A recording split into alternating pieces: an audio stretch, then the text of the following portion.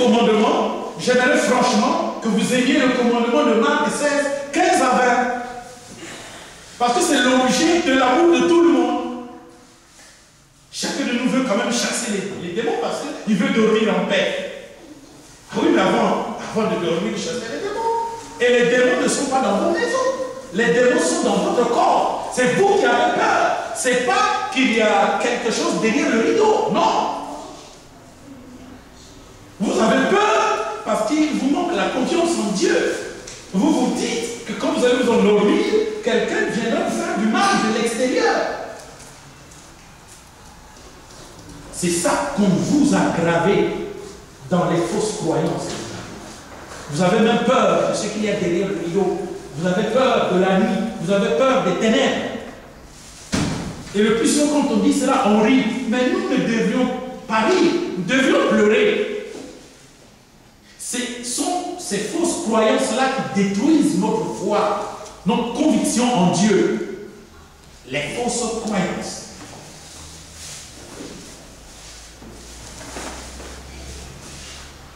Nous connaissons que nous aimons les enfants de Dieu lorsque nous aimons Dieu et que nous pratiquons ses commandements.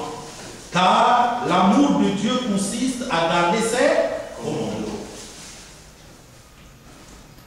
Et ces commandements ne sont pas pénibles. Vous n'y êtes pas? Et ces commandements ne sont pas pénibles. Voilà. Non, l'affaire de Dieu là, c'est compliqué. Je vous repose la question. Quelle est l'affaire de Dieu qui est compliquée? C'est l'affaire de Dieu selon les hommes. Mais l'affaire de Dieu selon la Bible n'est pas compliquée. Et donc, nous devons nous dépouiller de la considération de Dieu que nous avons selon les hommes et être rétablis dans la considération de Dieu selon la Bible. La Bible nous dit que les commandements du Seigneur ne sont pas pénibles.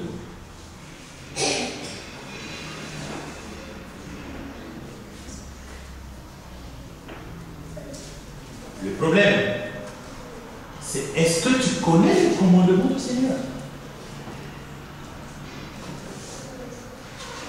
C'est ça. Je ne parle pas des 10 commandements de Dieu d'Exode 20. Aujourd'hui, les commandements du Seigneur, c'est toute la Bible. Exode 20, c'était pour Israël. Quand Jésus est arrivé, il a confiné Exode 20 en 2 commandements. Et ces 2 commandements sont très simples.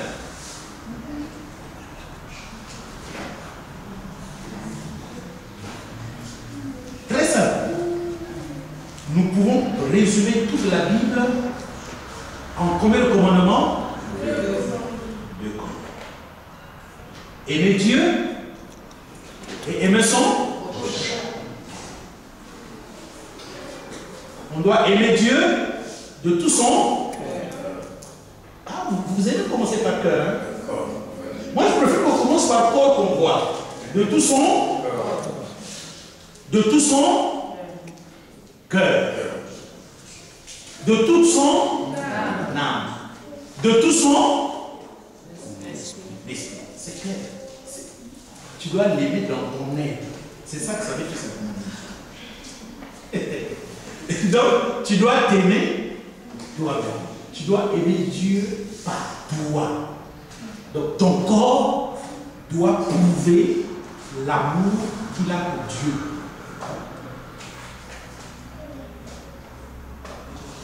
Quand vous arrivez en retard là, c'est la preuve que vous n'aimez pas Dieu dans votre corps. Parce que vous n'avez pas pu mobiliser votre corps pour arriver à l'assemblée avant que Dieu arrive.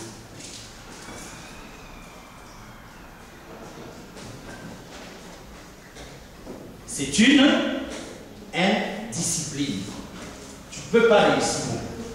Je vous ai dit les 3 lois de la réussite du combat spirituel.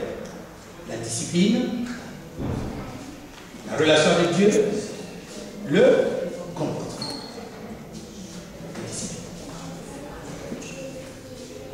Non, mes frères, le corps doit se préparer à la fin de la journée de vendredi pour bien sanctifier le sabbat. C'est depuis hier vendredi 18h01 que tu devais te préparer pour aujourd'hui. C'est pour ça qu'on avait jeûné la fois passée. J'ai fait ça pour voir si les gens vont réfléchir.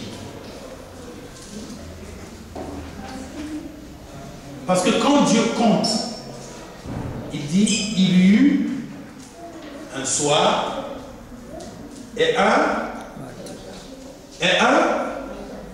mais parlez fort. Parce que j'entendais un pantin. Il y eut un soir et il y eut un matin. Ce fut le premier jour. Est-ce que vous comprenez?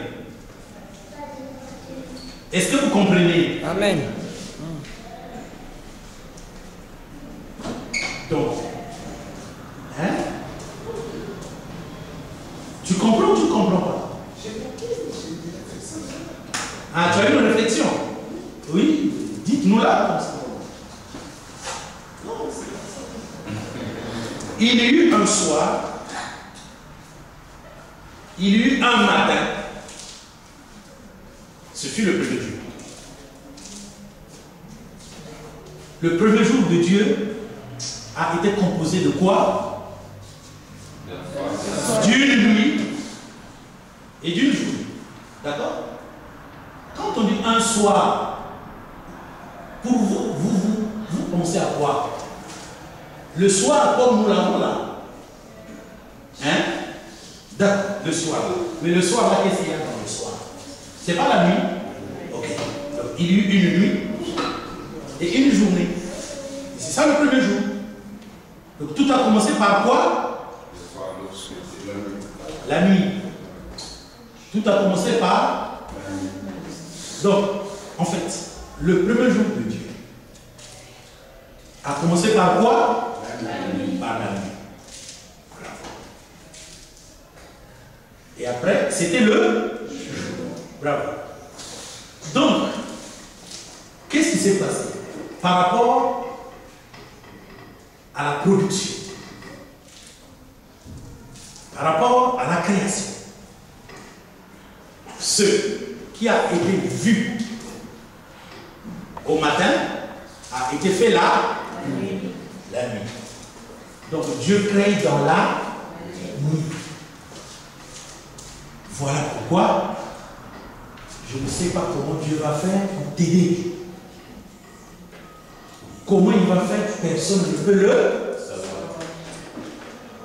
Mais moi, c'est qu'est-ce que je veux obtenir qui m'importe.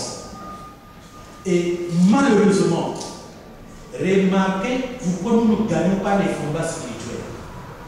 Quand nous parlons avec Dieu, ou quand nous prions, au lieu de dire ce que nous voulons, nous nous mettons à pleurer. Seigneur, tu comprends, depuis fort longtemps, je n'ai jamais trouvé de mari. Seigneur, tu me bénis pas. Bénis-moi au nom de Jésus. Amen. Tu ne viens pas de prier. Tu viens de te lamenter. Tu n'auras jamais de mari. Une prière, c'est que tu présentes ton mari. Seigneur, le mari que je veux doit travailler à Air France. Et il doit être au moins comme Tony Parker. Un peu la taille des basketteurs. Ça, c'est une prière qui est objective. Parce qu'il n'y a pas quelque chose de flou dans ce que tu veux. La prière, c'est ce qu'on veut. Ce n'est pas ce qu'on demande. Le grand Jésus pouvait nous l'avoir appris, personne. Mais les gens te demandent à Capernaum. Ils disent non, non, non, non. Allons dans une autre ville pour que j'y aille, que j'y prêche la bonne nouvelle, car c'est pour cela que je suis sorti prier.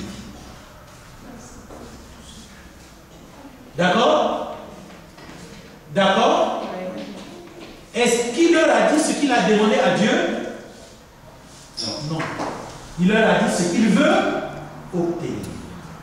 Je suis sorti prier pour que nous allions dans une autre ville, afin que j'y prêche la parole, que j'y guérisse les gens, que je chasse les démons, que je ressuscite les morts, que je fasse lever les paralytiques.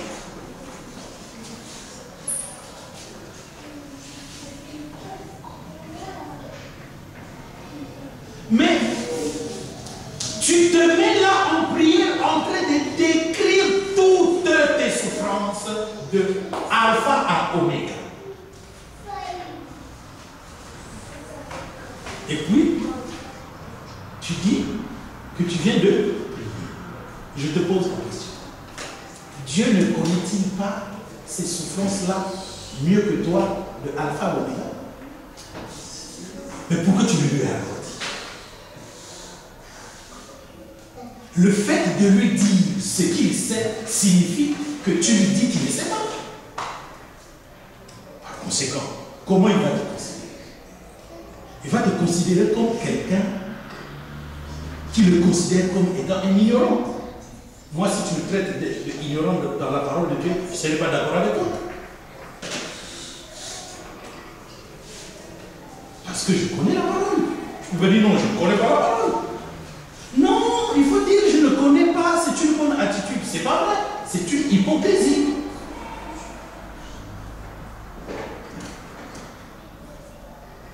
Que celui qui se glorifie de connaître Dieu. On n'a pas dit quand vous connaissez Dieu, dites vous ne le connaissez pas. Donc quand tu pries, expose, parle à Dieu de ce que tu veux. Ça ne sert même pas de dire, tu sais Dieu, je souffre. Tu souffres? Lui il a dit, quelqu'un parmi vous souffre-t-il? Qu'il prie. Qu'il prie. Jacques, chapitre 5, verset 13. Quelqu'un est-il dans la souffrance? Qu'il prie. Donc, on dit quelqu'un qui souffre doit faire quoi? Il doit prier. On ne dit pas que quelqu'un qui souffre, qu'il souffre. On dit qu'il prie. Donc, qu'il parle de ce qu'il veut pour qu'il soit dégagé de la souffrance. Mais si quelqu'un qui souffre parle de ses souffrances, il va continuer de souffrir. Seigneur, tu vois, je suis pitoyable. Mais oui, tu es pitoyable. Et tu vas continuer d'être pitoyable. La connaissance des lois. Donc on dit, car l'amour de Dieu consiste à garder ses commandements, et ces commandements ne sont pas difficiles.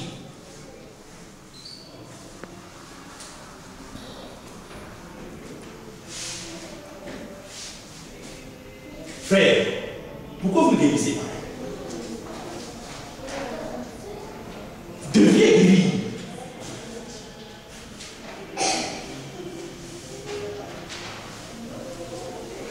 Vous deviez guérir. C'est un ordre. C'est pas compliqué. Guérissez.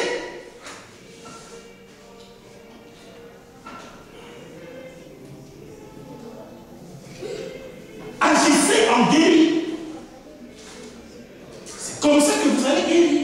Agissez en homme guéri, en femme guérie, et vous allez guérir. C'est quand vous agissez que vous guérirez.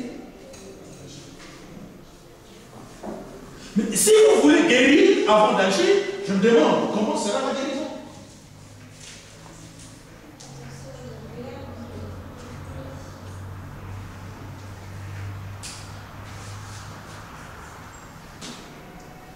Donc je suis guéri et après je me lève.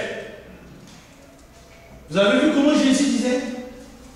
Prends ton lit, lève-toi et marche, n'est-ce pas? Est-ce que le malade avait d'abord guéri et après il a pris son lit? Et après il s'est levé. Et après il a marché. On lui a donné l'ordre. Prends ton lit, lève-toi et marche. Le malade, tout malade, devait se courber, prendre le lit. Le même sur lui parce qu'il devait marcher. C'est pendant qu'il fait tout ça que ce qu'on lui dit se réalise et qu'il est guéri. Donc il ne savait même pas à quel moment il a guéri, mais il s'est mis à dire, à faire plutôt ce qu'on lui a dit. Et la guérison est venue là, sans qu'il ne sache comment. Ce qui vous retient pour guérir ou pour voir les miracles de Dieu, c'est votre conscience qui vous culpabilise. C'est ça qu'on appelle le cœur. La conscience, c'est le cœur. Et Jésus disait, il y a des gens qui ne veulent pas ouvrir leur cœur afin que je les guérisse pas. Oui, mais moi j'ai mal au pied, comment il peut dire que je peux marcher? Mais tu vas marcher comment? Et Satan a produit un contraire. Tu vas voir le féticheur, il fait un geste, et puis bon, oh, mon pied devait bien. Ça, c'est Satan. Et c'est ça qu'on veut que Dieu fasse. C'est un problème d'aimer Dieu.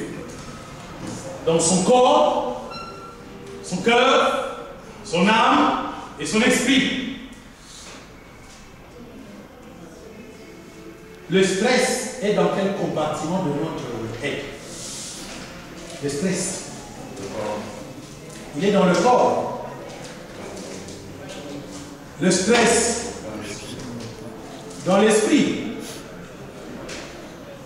Le stress, c'est quoi d'abord le stress? Oui, frère? C'est quoi le stress? Les nerfs, l'irritation. Hein? Les nerfs, l'irritation. Les nerfs et L'irritation, être irrité. l'excitation. L'hésitation. L'hésitation. L'excitation.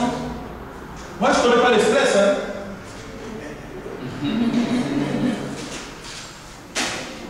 Je voudrais apprendre plus de vous. Je ne connais pas. Vous riez parce que vous pensez que je suis en train de faire semblant. Moi, je ne connais pas le stress. Je ne sais pas c'est quoi. C'est pourquoi je vais d'abord savoir c'est quoi le stress. Et puis, on va maintenant décrire dans quel compartiment du corps il est. Le stress, c'est de ne pas être en paix, apaisé. Ne pas être en paix. Face à n'importe quelle situation, quelqu'un qui n'est pas stressé se rend en paix, apaisé. Apaisé.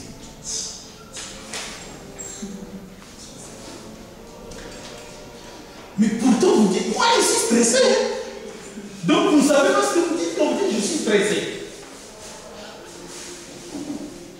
Ah, moi, je vais craquer. Donc, vous ne savez pas ce que vous dites. Bon. Alors, tu vas craquer. Eh bien, c'est dans quel compartiment de ton être?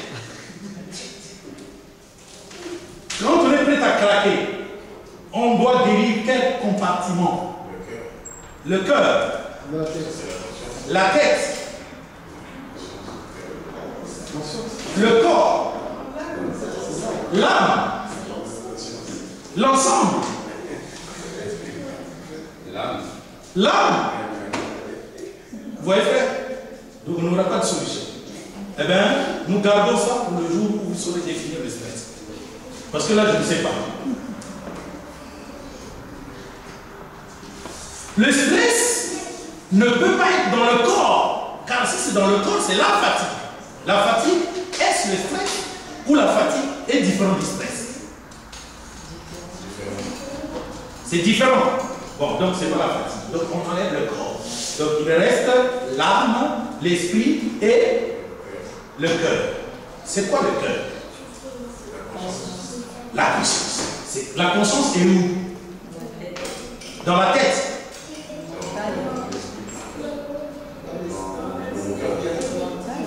C'est le mental. Frère, c'est très important ce que je dis. Si vous ne savez pas déterminer ces choses, c'est pour ça que nous ne comprenons pas. Dans les pensées. C'est quoi le stress? Le stress, ce sont les soucis.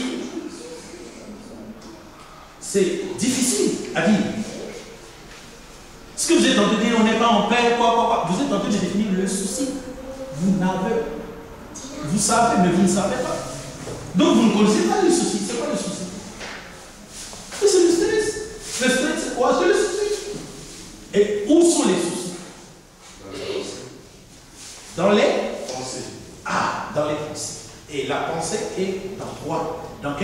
compartiments de notre être. Est-ce qu'on est d'accord avec lui que les soucis sont dans la pensée? On est d'accord? Donc le stress est dans la pensée. Dans quel compartiment de notre corps la pensée existe-t-elle?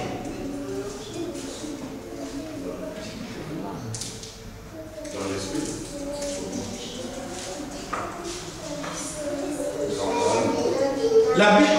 La Bible peut même t'aider.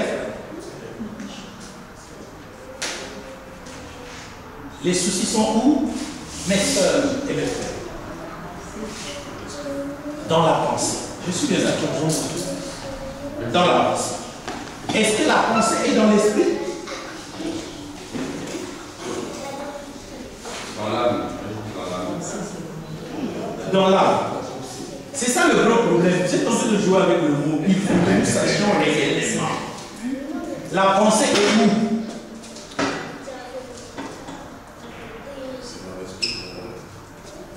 Frère, vous ne savez pas où est la pensée. Vous voyez qu'on a perdu le temps dans l'église. C'est ça le problème qu'on a dans les églises. On prêche aux gens. Frère, franchement, quand je vous dis que Dieu a raison qu'il faut rétablir quelque chose. Sinon, quelqu'un qui a passé combien de temps dans l'église, il ne sait même pas où est la pensée. Il ne sait pas que le stress, c'est le souci. Et il ne sait pas où est le souci. Mais comment tu vas le chasser?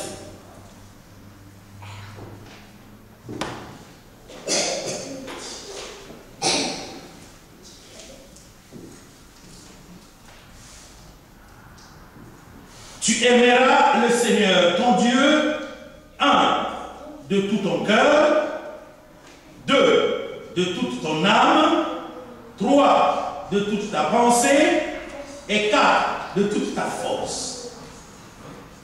D'accord? Donc notre être humain est composé du corps, de l'âme et de l'esprit.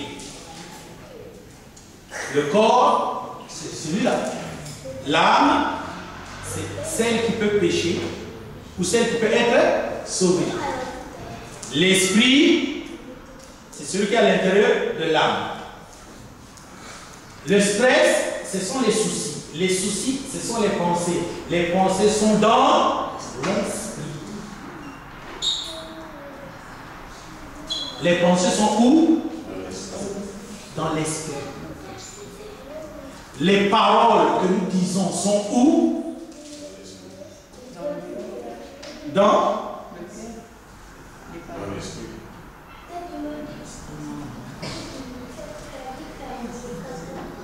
Sœur, je ne vous ai jamais prêché ça. Jamais.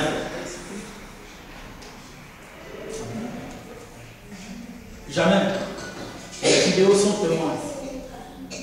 Les pensées sont dans l'esprit. Les paroles sont dans l'âme. Les actes sont dans le corps. Le cœur, c'est la conscience. La conscience est le pont entre l'esprit, l'âme et le corps. La conscience, c'est le fou tout. Il prend ce qu'il y a dans l'esprit, il transmet dans l'âme. Ou il prend ce qu'il y a dans l'âme, il transmet dans l'esprit. Donc c'est comme un secrétaire. C'est lui qui fait le lien. C'est-à-dire que quand l'esprit veut parler au corps, par exemple, il faut qu'il parle à la conscience. La conscience transmet au corps.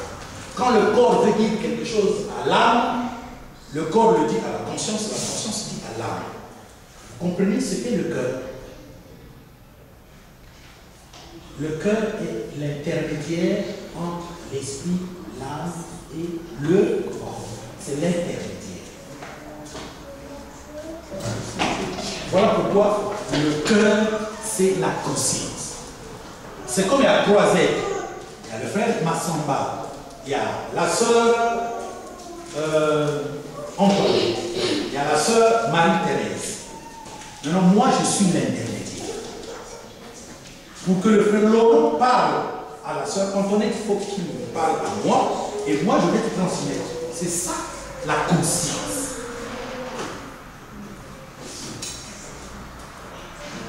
ou le cœur?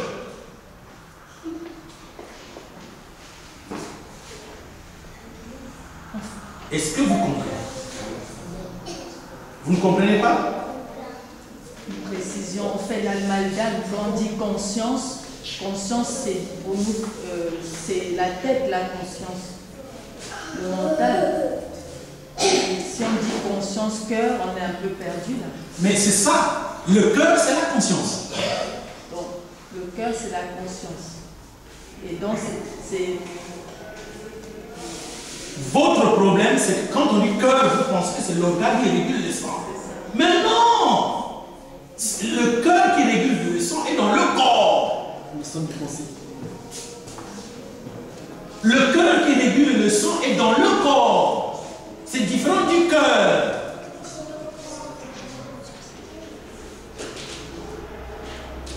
D'accord?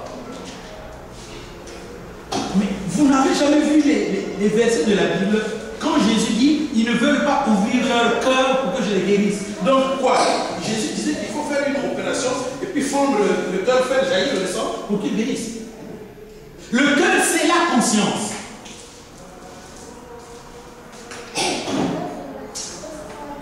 C'est comme l'huile dans un moteur. L'importance de l'huile dans le moteur, c'est de lubrifier les actions des pièces d'un moteur. D'accord? Sinon, ça va s'entrechoquer et le véhicule ne va pas marcher. Donc, il faut toujours qu'il y ait de l'huile pour que quand une pièce veut faire une action avec une autre pièce, mais à l'intérieur, il y a de l'huile intermédiaire. C'est ça le cœur ou la conscience. La conscience, ce n'est pas le corps. La conscience, ce n'est pas l'âme. La conscience, ce n'est pas l'esprit. La conscience, c'est l'intermédiaire. Elle est là, elle fait l'intermédiaire. C'est ça qu'on appelle le cœur, différent de l'organe corps. L'organe qu'il y a dans le corps, qu'on appelle le cœur. Et dans notre corps, il n'y a pas que le cœur, il y a les poumons, il y a l'œil, il y a le pied, il y a l'os, il y a la graisse que les médecins veulent que vous puissiez éliminer. Tout ça, ça fait partie du corps.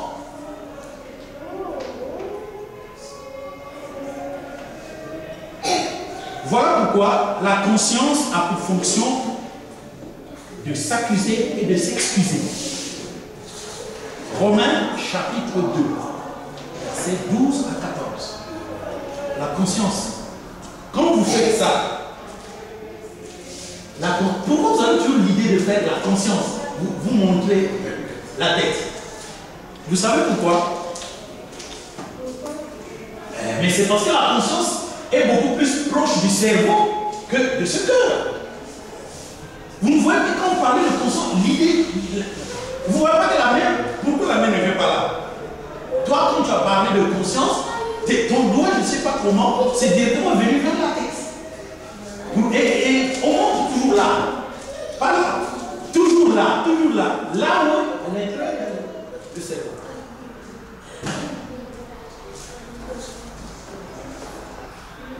Mais ce cerveau-là fait partie du corps.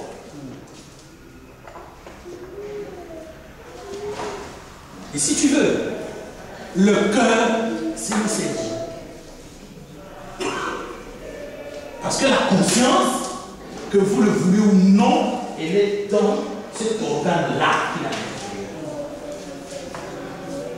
Tous les scientifiques n'ont jamais déterminé où est le cœur ou la conscience. Ça y est là. Hein? Ils ont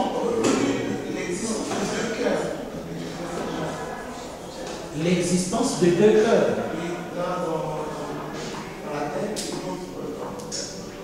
Non, l'organe là, qu'on appelle le cœur, hein, c'est pas ça qu'on appelle le cœur. Ça dit que reconnaissons l'organe là, c'est le régulateur du sang.